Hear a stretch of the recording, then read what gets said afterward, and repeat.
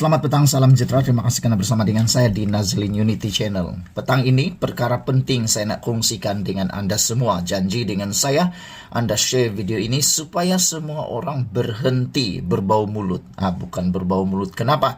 Tapi berbau mulut asik-asik nak tumbangkan kerajaan. Rupa-rupanya ini ialah proses yang perlu dilalui. Memahami bagaimana sebenarnya proses menjatuhkan kerajaan.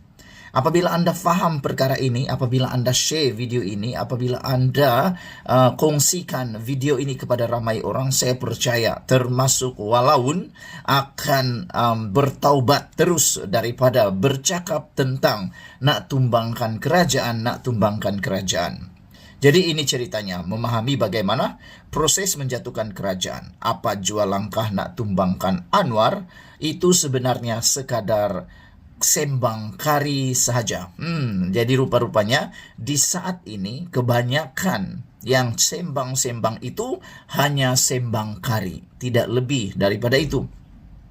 Sejak lebih seminggu lalu hangat diperkatakan tentang kerajaan perpaduan akan dijatuhkan dan diberi gambaran kononnya jumlah ahli parlimen yang menyokong perubahan itu sudah pun mencukupi. Mula-mula dikatakan sudah ada 112 ahli parlimen yang memberi sokongan. Kemudian bertambah pula kepada 120 dan terbaru dikatakan meningkat lagi kepada 129. Paling banyak mencanangkan perkara ini atau berhayal tentang perkara ini ialah siapa lagi kalau bukan Raja Petra Kamarudin bersama dibantu pula oleh Sanusi Maknor. Sehingga ramai netizen kata mereka ni dah mabuk hayal kah, kata mereka. Tidak mustahil mainan angka itu terus bertambah dan bertambah sekarang ini.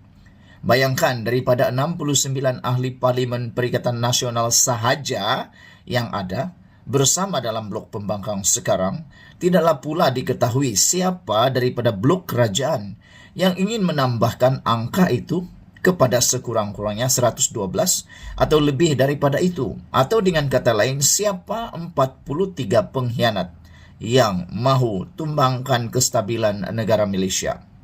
Begitupun, semua gambaran angka-angka itu hanya bermain di media sosial dan percakapan dari mulut ke mulut semata-mata. Diketuai oleh siapa lagi kalau bukan Raja Petra, dibantu sekali lagi oleh Sanusi Maknor. Tiada mana-mana pemimpin blok pembangkang yang berani mengesahkannya setakat ini. Pokoknya, jika sudah cukup angka dimiliki, kenapa tidak diumumkan secara rasmi? Kerajaan benar-benar boleh dijatuhkan. Nak tunggu apa lagi? Tunggu bulan jatuh ke riba? Dalam kemelut ini yang dijangka berterusan lagi entah berapa lama lagi, kerana manusia secara umumnya suka kepada kabar angin dan adanya pergolakan, mari kita memahami bagaimana sesebuah kerajaan itu boleh dijatuhkan. Video ini khas untuk semua orang yang ada di Malaysia yang meminati politik, yang meminati kestabilan negara, dan juga paling penting kepada semua walaun untuk Anda memahami bagaimana sebenarnya proses untuk sesebuah kerajaan itu boleh dijatuhkan. Jangan hanya sembang kari, tak faham apa-apa, cakap sini sana, sembang sini sana, tapi satu benda pun Anda tak faham. Terus dipengaruhi, terus dibohongi, terus ditipu oleh orang-orang tertentu yang kononnya mencanang kerajaan ini akan tumbang esok, minggu depan, tahun depan, bulan depan, bahkan tiap-tiap harilah mereka kata begitu. Mengikut perlembagaan, pelantikan Perdana Menteri adalah atas budi bicara yang di Pertuan Agong, atas kepercayaan baginda bahawa seseorang itu memiliki sokongan majoriti daripada 222 ahli parlimen, iaitu lebih daripada 112. Muhyiddin pernah tidak diyakini oleh Istana Negara untuk dilantik bagi kali kedua sebagai Perdana Menteri selepas PRU 15 lalu. Walaupun telah menyenaraikan jumlah sokongan yang mencukupi melalui SD atau akuan bersumpah. Agong kemudiannya lebih meyakini Anwar Ibrahim mempunyai sokongan majoriti untuk dilantik sebagai Perdana Menteri berdasarkan perakuan ketua-ketua parti terhadap pengerusi Pakatan Harapan itu. Bermakna di sini, kuasa budi bicara Agong itu adalah muktamad dan membawa atau menghantar sejumlah SD kepada Istana Negara tidak lagi membawa sebarang makna. Namun demikian, meski Agung mempunyai kuasa budi bicara melantik seorang Perdana Menteri, tetapi Baginda tidak diberikan kuasa untuk memecat Perdana Menteri. Perdana Menteri hanya boleh diganti setelah Perdana Menteri itu sendiri secara sukarela meletakkan jawatannya, dan perkara ini boleh dirujuk ketika Tun Mahathir Mohamad meletakkan jawatan pada tahun 2020 dan Muhyiddin juga berbuat demikian pada tahun 2021. Makna kata, di Malaysia sejarah tercipta oleh dua orang Perdana Menteri ini, yang mana mereka adalah orang pertama dan orang kedua yang meletakkan jawatan secara sukarela sebagai Perdana Menteri di Malaysia. Rekodnya dipegang oleh siapa lagi kalau bukan Tun Mahathir Mohamad. Rekod kedua dipegang oleh Muhyiddin Yassin yang telah menjadi Perdana Menteri paling pendek yang ada di Malaysia. Dalam hal ini, jika benar Blok Pembangkang sudah mempunyai jumlah sokongan yang mencukupi untuk menjatuhkan kerajaan, selain ia perlu diumumkan secara rasmi untuk pengetahuan terbuka, ia juga perlu dilakukan melalui usul undi tidak percaya di Parlimen. Tanpa usul undi tidak percaya, Perdana Menteri tidak boleh dijatuhkan kerana Perdana Menteri tidak boleh dipecat atau dipaksa untuk meletak jawatan, walaupun 2-3 orang TikTokers menjerit setiap minit mengenainya, atau berapa banyak sekalipun SD dihantar ke Istana Negara.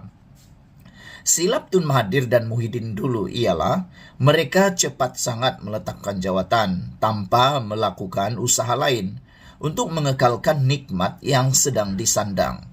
Silap mereka ialah mereka tidak mencadangkan undi tidak percaya di Parlimen. Mereka sebenarnya tidak perlu letak jawatan secara tergesa-gesa. Dengan demikian, cakap-cakap kononnya Blok Pembangkang sudah ada SD mencukupi, itu hanya layak dicampak ke dalam sungai saja buat ketika ini, dan tiada asas sama sekali untuk mempercayainya. Melainkan ia dapat dibuktikan dengan segera melalui keberanian mengemukakan usul undi tidak percaya.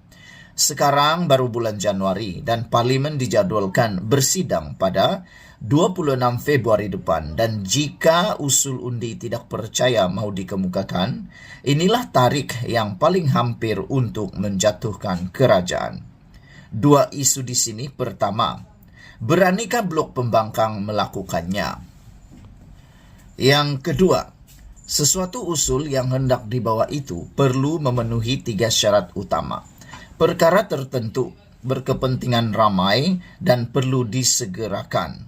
Dan dalam hal ini menjadi kuasa Speaker Parlimen membuat keputusan membenar atau menolaknya.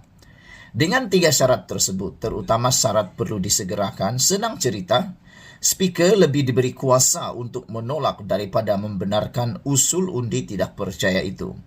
Jadi, bagaimana nak jatuhkan Anwar dan menukar kerajaan?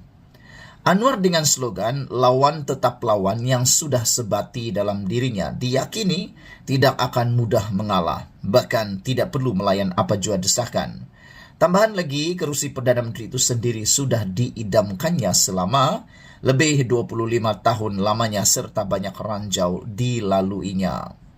Malah, Anwar sebagai Perdana Menteri masih ada pilihan lain boleh dilakukan sebelum beliau mungkin dijatuhkan, yaitu dengan segera membubarkan Parlimen, dan perkara itu pernah berlaku dalam kemelut politik Sabah sebelum ini. Apapun, untuk lebih mendamaikan jiwa, lebih baik dianggap semua gegak gempita atau pelbagai langkah kononnya kerajaan akan jatuh itu sebagai sembang kari semata-mata. Ia terlalu jauh daripada mungkin menjadi kenyataan, dan detik paling munasabah untuk melakukan perubahan kerajaan ialah pada PRU 16 pada tahun 2027 akan datang. Daripada asyik melayan telinga mendengar sembang kari tak ada titik sedemikian rupa, jauh lebih nikmat jika kita di waktu hujan begini pergi melayan makan kari bersama kawan-kawan yang sehati sejiwa. Ditulis oleh Sabudin Husin, dimodified atau diubah suai oleh Nazilin Unity. Sekian dulu untuk kali ini. Jangan lupa tinggalkan komen Anda, tekan butang subscribe. Malaysia kita punya, kita juga sama-sama cintai Malaysiaku. Bye-bye.